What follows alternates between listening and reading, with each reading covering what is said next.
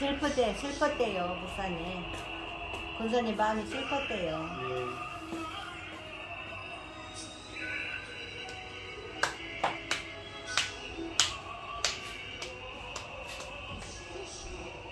이사야 57장.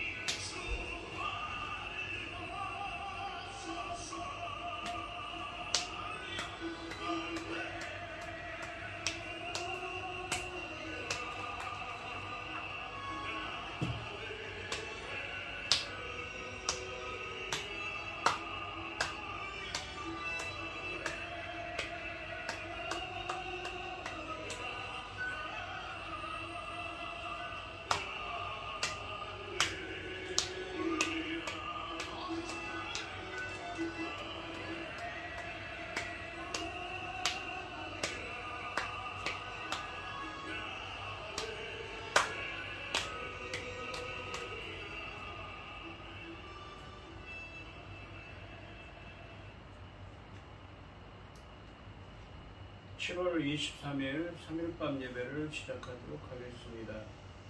복이 있는 사람은 악인들의 꾀를 따르지 아니하며 죄인들의 길에 서지 아니하며 오만한 자들의 자리에 앉지 아니하고 오직 여호와의 율법을 즐거워하여 그의 율법을 주야로 묵상하는도다.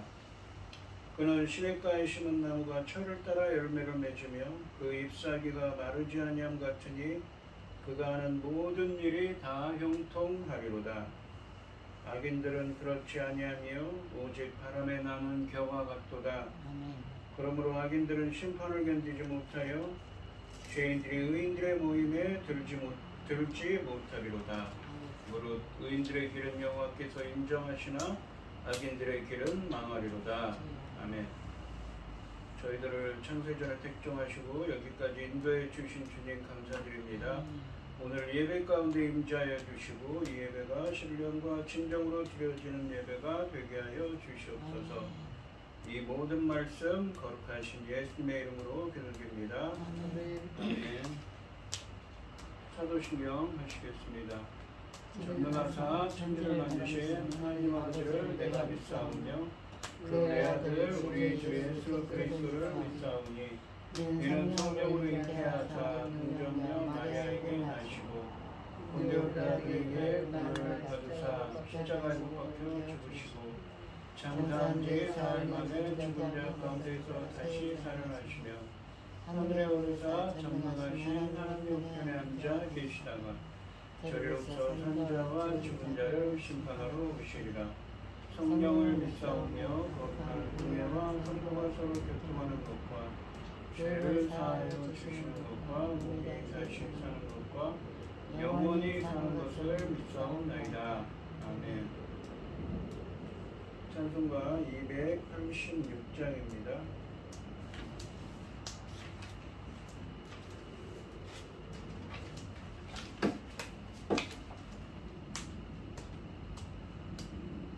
주 예수님 내 맘에 오사 날 붙들어 주시고 내 마음에 새 힘을 주사 늘 기쁘게 하소서. 사랑의 주 사랑의 주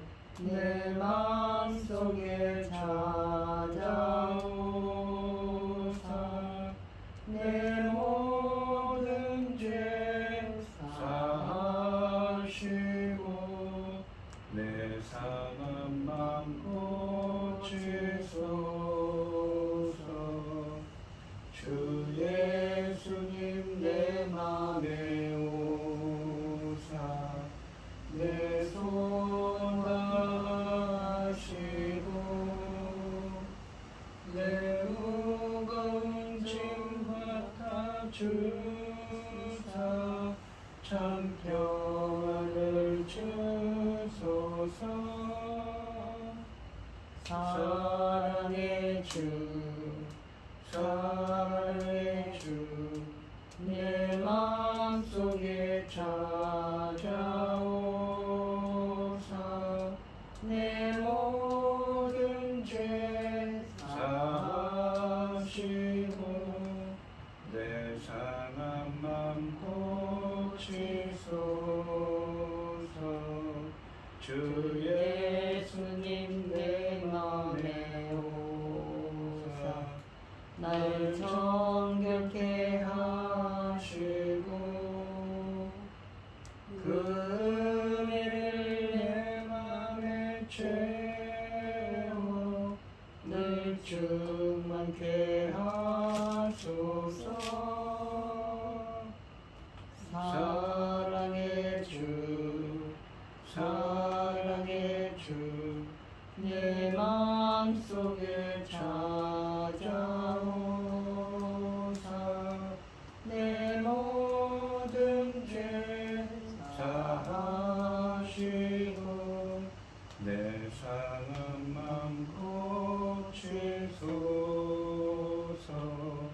주 예수님 내 맘에 오사 내 길 인도하시고 주 성령을 내 맘에 채워 늘 충만케 하소서. 사랑의 주, 사랑의 주, 내 마음속에 찾아오사 내 모든 죄 사하시고 내 상한 맘 고치소서. 아멘. 오늘 함께 하실 하나님의 말씀은 이사야서 57장 14절부터 21절까지 말씀입니다. 57장 14절에서 21절까지 말씀입니다. 교독을 하겠습니다. 제가 먼저 읽겠습니다. 그가 말하기를 도두고 도두어 길을 수축하여 내 백성의 길에서 거치는 것을 제하여 버리라 하리라. 지극히 존귀하며 영원히 거하시며 거룩하다 이름하는 이가 이와 같이 말씀하시되 내가 높고 거룩한 곳에 있으며 또한 통회하고 마음이 겸손한 자와 함께 있나니 이는 겸손한 자의 영을 소생시키며 통회하는 자의 마음을 소생시키려 함이라. 내가 영원히 다투지 아니하며 내가 끊임없이 노하지 아니할 것은 내가 지은 그의 영과 혼이 내 앞에서 피곤할까 함이라. 그의 탐심의 죄악으로 말미암아 내가 노하여 그를 쳤으며 또 내 얼굴을 가리고 노하였으나 그가 아직도 패역하여 자기 마음의 길로 걸어가도다. 내가 그의 길을 보았은즉 그를 고쳐줄 것이라. 그를 인도하며 그와 그를 슬퍼하는 자들에게 위로를 다시 얻게 하리라. 입술의 열매를 창조하는 자 여호와가 말하노라. 먼데 있는 자에게든지 가까운 데 있는 자에게든지 평강이 있을지어다. 평강이 있을지어다. 내가 그를 고치리라 하셨느니라. 아멘. 그러나 악인은 평온함을 얻지 못하고 그 물이 진흙과 더러운 것을 늘 솟구쳐내는 요동하는 바다와 같으리라. 내 하나님의 말씀에 악인에게는 평강이 없다 하셨느니라. 아멘. 기도하겠습니다. 새 노래로 여호와께 노래하라. 온 땅이여 여호와께 노래할지어다. 여호와께 노래하여 그의 이름을 송축하며 그의 구원을 날마다 전파할지어다. 그의 영광을 백성들 가운데 그의 기이한 행적을 만민 가운데 선포할지어다. 여호와는 위대하시니 지극히 찬양할 것이요 모든 신들보다 경외할 것이며 왕국의 모든 신들은 우상들이지만 여호와께서는 하늘을 지으셨습니다. 존귀와 위엄이 그 앞에 있으며 능력과 아름다움이 그의 성소에 있도다. 아멘. 천지 만물을 지으신 전능하신 하나님 아버지, 어리석고 보잘것없는 저희들을 하나님의 그 크신 사랑 가운데 살아가게 하심을 참으로 감사드립니다. 아버지 하나님, 지금도 온 이 지구촌에 아버지 하나님 수많은 일들이 있고 분주하고 바쁘지만 아버지 하나님, 저희들 이 시간 예배 드릴 수 있도록 인도하셨으니 참으로 감사드립니다. 전능하신 하나님 아버지, 저희 나라 대한민국을 불쌍히 여겨주시고 긍휼히 여기셔서 아버지 하나님이 하나님의 기뻐하시는 이 나라 될 수 있도록 도와주시옵소서. 말세 성경에 기록된 대로 아버지 하나님 징조들이 나타나고 있습니다. 아버지 하나님, 우리는 오직 하나님만 바라고 하나님만 구하고 오직 하나님 앞에 겸손히 엎드린 저희들 되게 하여 주시옵소서. 전능하신 하나님 아버지, 열매거들 중대한 시대입니다. 열매거들 말씀으로 강단에 세우셨으니 이 말씀으로 아버지께서 기뻐 받으실 열매들이 넉넉히 나올 수 있기를 간절히 소원하옵고, 이 모든 말씀 공만 죄악 가운데서 우리를 구원하여 주신 예수 그리스도의 이름으로 기도드리옵나이다. 아멘. 오늘 본문 말씀의 제목은 내가 고치리라입니다.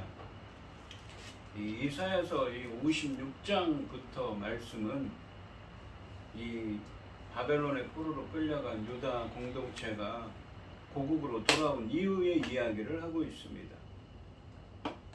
이 56장 1절부터 지난 시간에 57장 13절까지 말씀에서 주님은 바벨론 포로에서 돌아온 유다 포로 공동체에게 공의와 정의를 이 하나님을 의지하여 공의와 정의를 행하는 자에게 하나님의 창조적인 구원의 의가 임하여서 그들을 하나님 나라의 백성으로 구원하실 것이라고 말씀하셨습니다. 그들이 악을 행하고 우상을 숭배했기 때문인 것이지요. 이 오늘 본문 말씀인 이 57장 14절부터 21절까지 말씀에서는 이 하나님께서 고쳐주시겠다고 하십니다.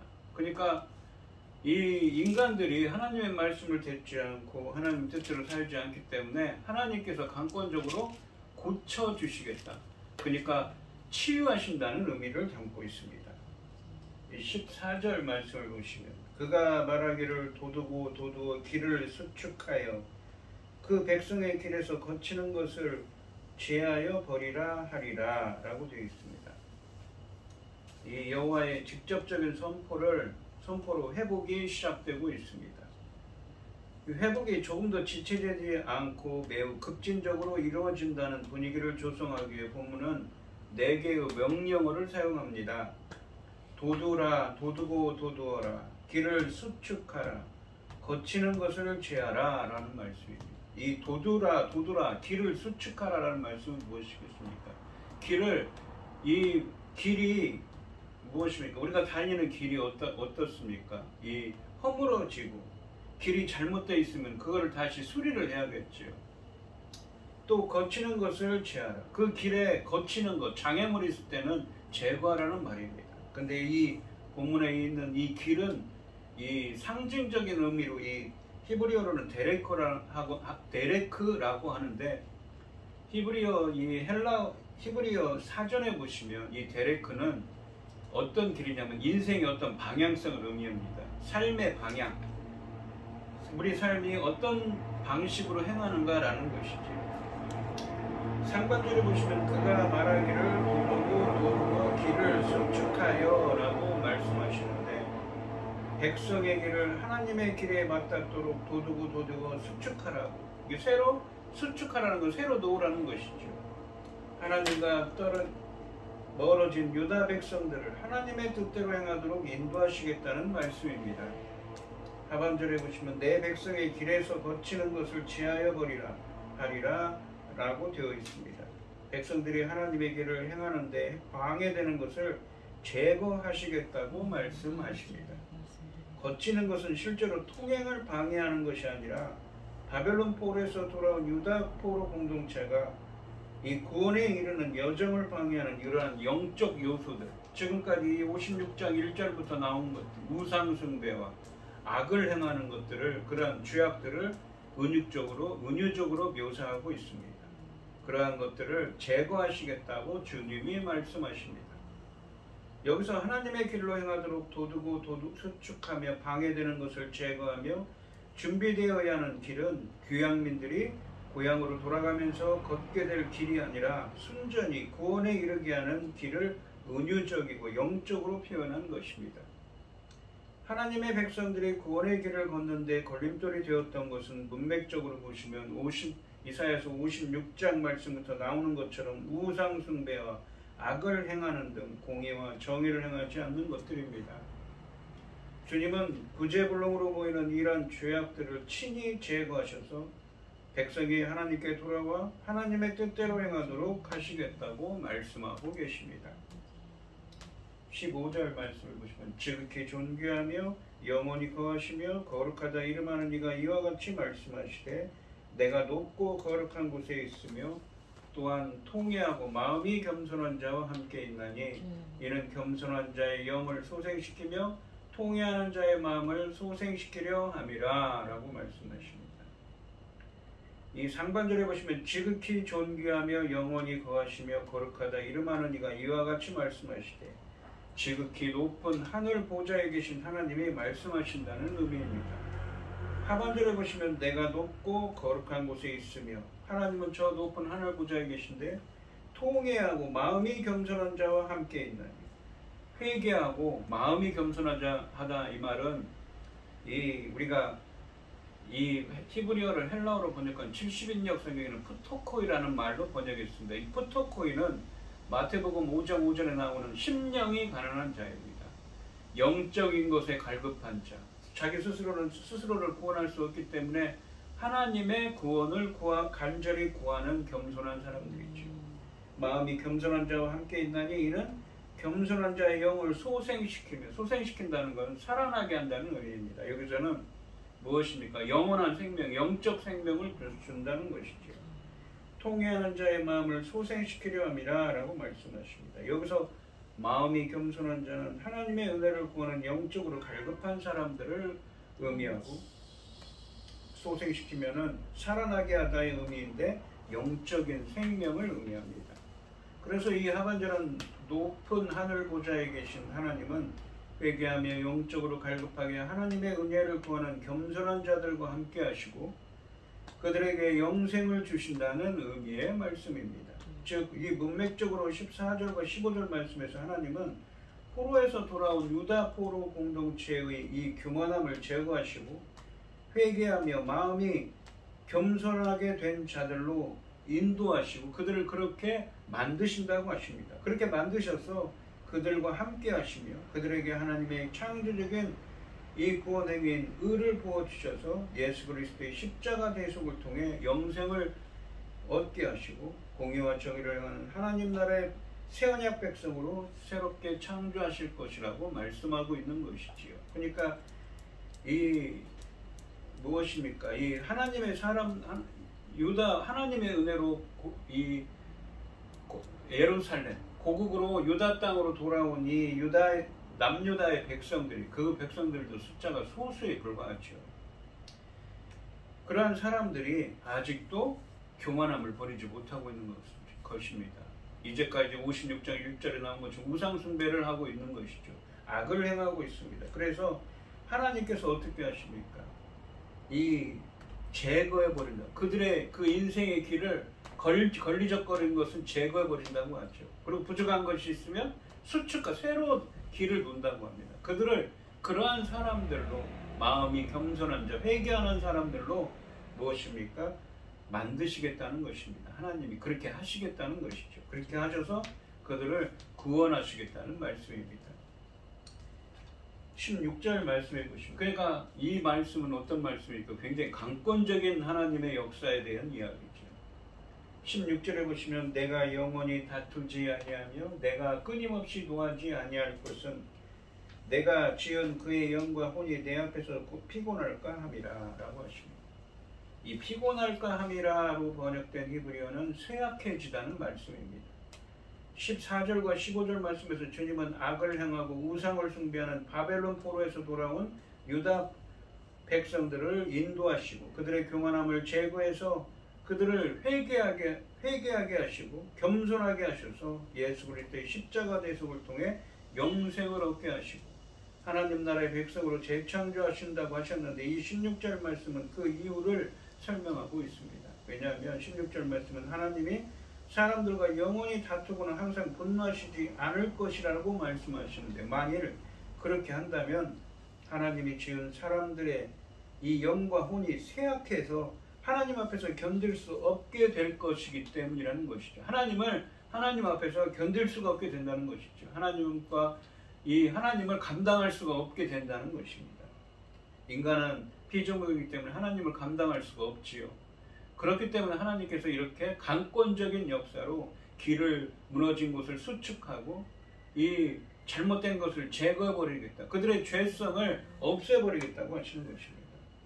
하나님께서 인간의 연약함을 동정하시는 것, 즉 피조물인 인간은 능히 하나님의 진노를 감당할 수 없기에 영원토록 징계를 하지 않으시겠다는 것입니다. 여호와께서 자신의 백성에게 더 이상 분노를 퍼붓지 않으시는 것은 단순히 창조주로서 피조물인 백성들의 생존을 염려하기 때문인 것입니다. 그래서 이렇게 하신다는 것이죠. 강권적인 역사. 17절에 보시면 그의 탐심의 죄악으로 말미암아 내가 노하여 그를 쳤으며 또 내 얼굴을 가리고 노하였으나 그가 아직도 패역하여 자기 마음의 길로 걸어가도다. 상반절에 보시면 그의 탐심의 죄악으로 말미암아 내가 노하여 그를 쳤으며 또 내 얼굴을 가리고 노하였으나 탐심의 죄악.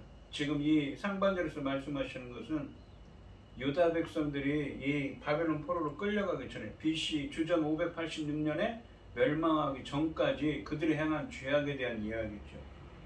그들은 탐심으로 그들의 탐심의 죄악으로 말미암아 하나님이 진노해서 쳤다고 하십니다. 그리고 하나님께서 얼굴을 가리고, 그러니까 하나님의 은혜와 자비는 얼굴을 향하는 건데, 하나님께 누구에게 얼굴을 향한다는 것은 은혜와 구원을 의미하는데 무엇입니까? 얼굴을 가리는 것은 무엇입니까? 그것을 은혜와 구원을 걷어버리는 것이죠.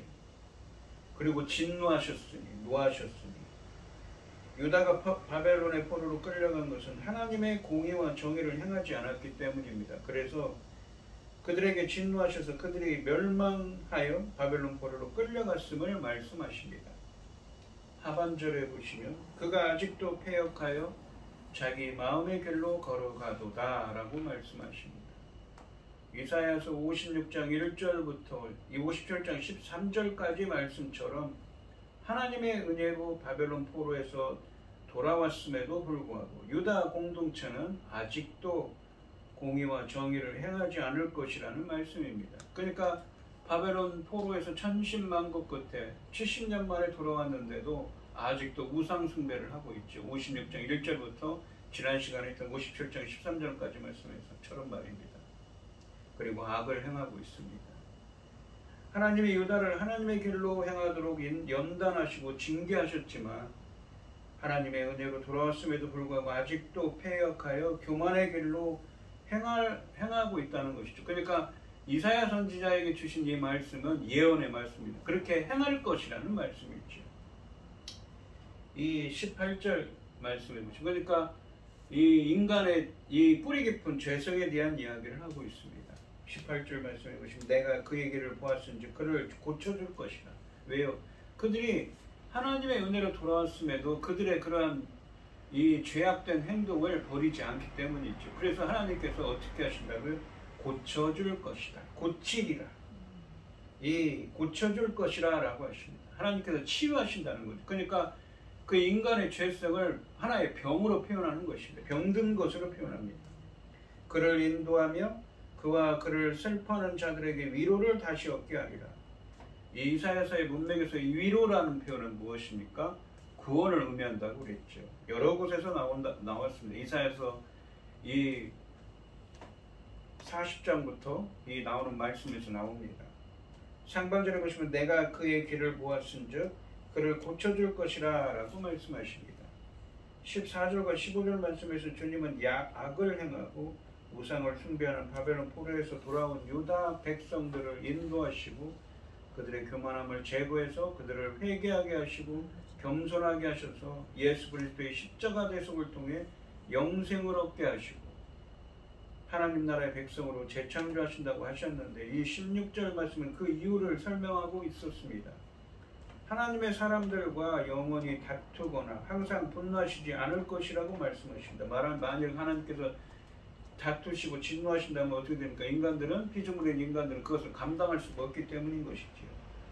17절 말씀에서는 유다가 바벨론의 포로로 끌려간 것이 하나님의 공의와 정의를 행하지 않았기 때문인데, 하나님의 은혜로 바벨론 포로에서 돌아왔음에도 불구하고 그들이 아직도 그 폐역의 길로, 악의 길로 계속 행하고 있다고 하셨습니다. 그런데 이제 18절 이 상반절에서 하나님은 그들의 잘못된 수행을 보고 이제는 그들을 치유하시겠다고, 고쳐주겠다고 하십니다. 이 고치다로 번역된 히브리어는 치유하다의 의미입니다. 백성들에게 이 말 회복이 다름 아닌 인간 본성의 죄성의 치유에 초점이 맞춰질 것임을 암시합니다. 심판과 멸망의 경고 앞에서 겸손히 마음을 찢으며 고치소서라고 부르짖을 줄 모르는 회개의 능력을 상실한 백성을 향해 그러면 내가 고치겠다라고 말씀하십니다. 하나님의 연단에도 불구하고 자신이 병들었는지조차 모르는 환자를 위해 치료를 주도적으로 결정하고 수술을 전적으로 실행하는 의사가 되겠다고 말씀하십니다. 하반절에 보시면 그를 인도하며 그와 그를 슬퍼하는 자들에게 위로를 다시 얻게 하리라 라고 말씀하십니다. 하반절을 히브리어 원문으로 직역하면 그를 인도하여 그와 그의 슬퍼하는 자들에게 위로를 보답으로 줄 것이다의 의미입니다. 이렇게 되면 그와 그의 슬퍼하는 자는 모두 슬퍼하는 자들로서 이들에게 하나님의 위로가 임하게 될 것이라는 뜻이 됩니다. 슬퍼하는 이유는 무엇입니까? 원래 하나님의 선택받은 백성으로서 공의와 정의를 행하는 자가 되어야 했지만 그렇게 하지 못하여 고난을 당하고 있음을 인정하고 그것을 안타까워하기 때문입니다. 그래서 슬프다는 것이죠. 덧붙여 슬픔은 이스라엘이 황폐해진 것을 슬퍼하고 이스라엘이 온전히 회복되기를 바라는 마음에서 나오는 것입니다. 이렇게 슬퍼하는 자들에게 하나님은 인도와 치료를 통해 위로를 주실 것입니다. 이 위로는 이사야서의 문맥에서 하나님의 구원을 의미합니다. 여기서 치료와 위로의 목적은 공의와 정의를 행하도록 하기 위함인 것이지요. 그러니까 그들의 죄악이 너무나 깊기 때문에 그들에게 은혜를 베풀어서 바벨론 포로에서 돌아오게 했는데도 아직도 그 죄악된 행동들을, 그 습관적으로 악을 행하는 행동들을 버리지 못한 것입니다. 그래서 하나님께서 치료하겠다고 하는 것입니다. 이 18절 말씀은 심판과 멸망의 경고 앞에서 겸손히 마음을 찢으며 고치소서라고 부르짖을 줄 모르는 회개의 능력을 상실한 백성을 향해 그러면 내가 고치겠다라고 말씀하시고 공의와 정의를 행하지 못하여 고난당하고 있음을 자각하고 슬퍼하는 사람들을 인도하여 구원해 주실 것이라는 말씀인 것이지요. 이 19절 말씀을 보시면 입술로 열매를 창조하는 자 여호와가 말하노라. 먼데 있는 자에게든지 가까운 데 있는 자에게든지 평강이 있을지어다. 내가 그를 고치리라 하셨느니라. 그러니까 이 치유와 구원과 위로, 구원과 이제는 평강 이야기를 하고 있습니다. 상반절에 보시면 입술의 열매를 창조하는 자 여호와가 말하노라 라고 되어 있습니다. 공의와 정의를 행하지 못한 것을 슬퍼하는 자들에게 하나님은 그들의 입술의 열매를 창조하실 것이라고 말씀하십니다. 입술의 열매는 무엇을 의미합니까? 바로 하나님께 대한 하나님의 영광을 찬송하는 것이지요. 공의와 정의를 행하는 하나님 나라의 새 언약 백성이 될 때 나타나는 첫 변화가 입술에서 시작하며 입술에서 찬송이 나오는 것입니다. 이는 하나님의 창조적인 구원의 능력으로 슬퍼하는 자가 공의와 정의를 행하는 하나님 나라의 백성이 된다는 암시입니다. 이사야서 6장 5절 말씀에서 이사야 선지자가 하나님을 대면했을 때 그가 나는 입술이 부정한 사람이요 라고 말하며 공의와 정의에서 벗어난 자신의 죄를 먼저 입술에서 찾았던 것은 바로 이런 이유에서입니다. 결국 입술의 열매를 창조한다는 것은 하나님의 치유를 통해 공의와 정의를 행하는 하나님 나라의 백성이 되게 해 주실 것이라는 약속이며, 더 나아가 이 새 언약을 통해 공의와 정의로 빛나게 된 하나님 나라의 백성들이 하나님께 찬송과 영광을 돌린다는 의미도 내포하는 것입니다. 이 하반절에 보시면 먼 데 있는 자에게든지 가까운 데 있는 자에게든지 평강이 있을지어다, 평강이 있을지어다, 내가 그를 고치리라 하셨느니라. 이 평강으로 번역된 히브리어 샬롬은 예수 그리스도의 십자가 대속을 통해 이루신 평화를 의미합니다. 이것은 하나님과의 관계가 회복되는 거죠. 우리 인간이 창세기 3장에서 이 원죄를 짓고 쫓겨난 이후에 에덴 동산에서 쫓겨났지 않습니까? 다시 하나님과의 관계가 회복되는 것입니다. 그러니까 치유와 구원, 위로 구원과 평강, 이런 이제는 관계 회복이 일어나는 것이죠. 여기서 평강은 이 54장 10절 말씀인 화평의 언약에서 암시했듯이 새 언약으로 성취되는 언약적 축복의 완성과 온전한 구원의 기쁨을 함축하는 것이기도 합니다. 우상 숭배, 악을 행하는 유다 공동체를 치유하셔서 예수 그리스도의 십자가 대속을 통해 공의와 정의를 행하는 하나님 나라의 백성으로 재창조하셔서 구원할 것이며 찬송과 평강을 주실 것이라고 하십니다.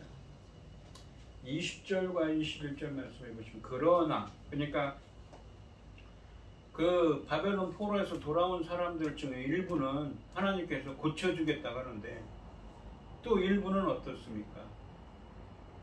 악인이 있는 거죠. 그러나 악인은 평온함을 얻지 못하고 그 물이 진흙과 더러운 것을 늘 솟구쳐내는 요동하는 바다와 같으리라. 이 악인이 누구겠습니까? 문맥적으로 보면 15절에 있는 회개하며 마음이 겸손한 자들과 반대되는 사람이 있죠. 교만한 자들을 의미합니다. 회개하고 마음이 겸손한 자들에게는 어떻게 하십니까? 하나님께서 그들과 함께 하신다고 하죠. 임마누엘이 하나님이신 예수님께서 그들을 함께하고 그들과 함께하고 이 그들의 영을 소생시킨다고 하셨습니다.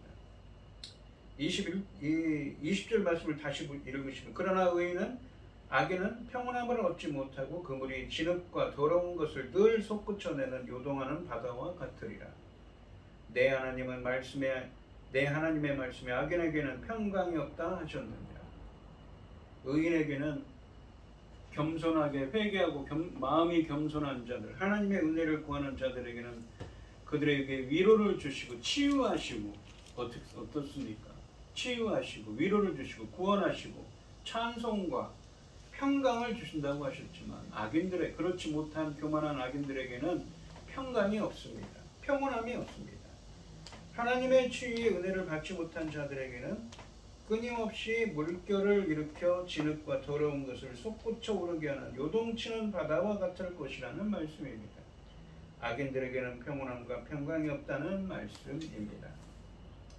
오늘 본문 말씀을 보시면, 이 하나님께서는 포로에서 돌아온 유다 공동체의 교만함을 제거하시고 회개하여 마음이 겸손한 자들로 인도하시고 그들을 그러한 사람들로 만드셔서 그들과 함께 하시며 그들에게 하나님의 창조적인 구원에겐 의를 부어주셔서 예수 그리스도의 십자가 대속을 통해 영생을 얻게 하시고 공의와 정의를 행하는 하나님 나라의 새 언약 백성으로 재창조하실 것을 말씀하십니다. 하나님이 이렇게 하시는 이유는 이 피조물인 인간들이 하나님을 감당할 수 없기 때문인 것이지요. 하나님이 유다를 하나님의 길로 행하도록 연단하시고 징계하여 바벨론 포로로 끌려갔지만, 하나님의 은혜로 고국에 돌아왔음에도 불구하고 아직도 그 폐역의 길로, 하나님의 앞에서 교만의 길로 그렇게 행하고 있다고 하셨습니다. 심판과 멸망의 경고 앞에서 겸손히 마음을 찢으며 고치소서라고 부르짖을 줄 모르는 회개의 능력을 상실한 백성을 향해 그러면 내가 고치겠다라고 하십니다. 그들에게는 회개의 무엇입니까? 회개할 수가 없기 때문인 것이죠. 공의와 정의를 행하지 못하여 고난당하고 있음을 자각하고 슬퍼하는 사람들을 인도하여 위로해 주실 것, 구원해 주실 것을 말씀하십니다. 악을 행하며 겸손하지 못한 바벨론에서 돌아온 유다 백성들을 치유하셔서 회개하게 하시고 겸손하게 하셔서 하나님의 창조적인 구원행에 의를 부어주시고 예수 그리스도의 십자가 대속을 통해 공의와 정의를 행하는 하나님 나라의 백성으로 재창조하여 구원에 이르게 하시고 평강을 주시며 찬송하게 입에 그러한 열매들을 주시죠. 찬송의 열매들을 주시고 그들에게 영원한 하나님과의 관계 회복, 평강의 은혜를 주신다고 하십니다. 하지만 악인들에게는 평온함과 평강이 없을 거라고 말씀하고 있지요. 그러니까 무엇이 중요합니까? 오늘 이 시간이 한없이 부족하고 연약한 우리들에게도 어떻습니까? 우리 바벨론 포로에서 돌아오는 엄청난 은혜를 입었음에도 불구하고 자기들의 그 죄악된 습관적으로 죄를 범하는 것을 깨우치고 돌이키질 않는 것입니다. 하지만 어딘가에는 하나님께서 회개하고 심령이 가난한데 겸손히 하나님의 은혜를 구하는 자가 있다는 것이지요. 그들은 그렇게 하지 못하기 때문에 그렇게 회개하고 심령이 가난한 자들에게 어떻게 하십니까? 그들을 치유하신다고 하십니다. 고치시리라. 그들의 죄악된 것들을 모두 고쳐주시고 그들을 구원에 이르게 하시고 찬송과 평강에 이르게 하시겠다고 하고 계십니다. 오늘 이 시간 한없이 부족하고 연약한 우리들에게도 하나님의 치유의 은혜가 함께하는 사람, 즉 마음이 회개하며 마음이 겸손한 자들이 되어서 하나님의 치유의 은혜가 함께 하시기를 주님의 이름으로 축원드리겠습니다. 기도하겠습니다. 하나님 아버지, 바벨론 포로에서 돌아왔지만 아직도 그들의 죄악된 행동들을 습관적으로 죄를 범하는 것을 끊지 못하고 있습니다. 하나님께서는 말씀하십니다. 내가 치유하리라. 어떤 사람들에게 이러한 은혜가 임합니까? 바로 마음이 겸손하고 회개할 줄 아는 사람들에게 그들의 영혼을 구원하시고 위로하시며 찬송과 평강의 은혜를 주신다고 말씀하십니다. 저희들도 회개할 줄 아는 사람, 마음이 겸손한 자, 항상 하나님의 은혜를 구하는 자들이 되게 하여 주셔서 저희들도 치유의 은혜가 함께할 수 있도록 주님 붙들어 주시고 함께하여 주시옵소서. 이 모든 말씀 거룩하신 예수님의 이름으로 기도드리옵나이다. 아멘.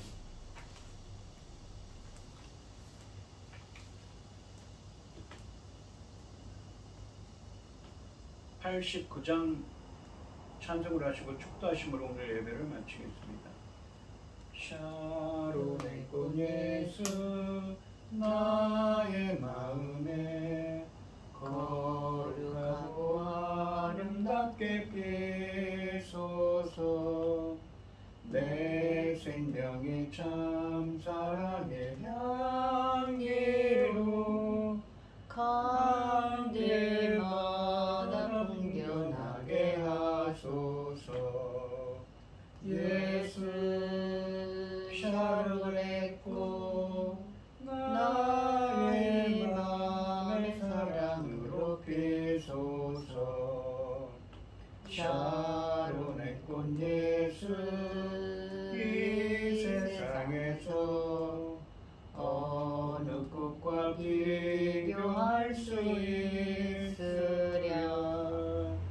나의 삶의 한결같은 은혜와 사랑으로 가득하게 하소서. 예수 샤론의 꽃 나의 마음의 사랑으로 피소서. 샤론의 꽃 예수 모든 질병을 한이 없는 능력으로 고치사 고통하며 근심하는 자에게 크신 힘과 소망 내려주소서. 예수 샤론의 꽃 나의 마음의 사랑으로 피소서. 샤론의 꽃 예수 길이 비소서 주의 영광이 땅 위에 가득해 전함하면 주님 앞에 엎드려 경배하며 영광 돌릴 때까지 예수 샬롬했고 나의 마음의 사랑으로 비소서. 아멘. 이제는 주 예수 그리스도의 은혜와 아버지 하나님의 극진하신 사랑과 성령의 교통하심이 통회하며 마음이 겸손한 자들과 함께 하시는 하나님의 은혜를 소망하는 성도들 머리머리 위에 이제로부터 영원히 함께 있을지어다. 아멘. 아멘.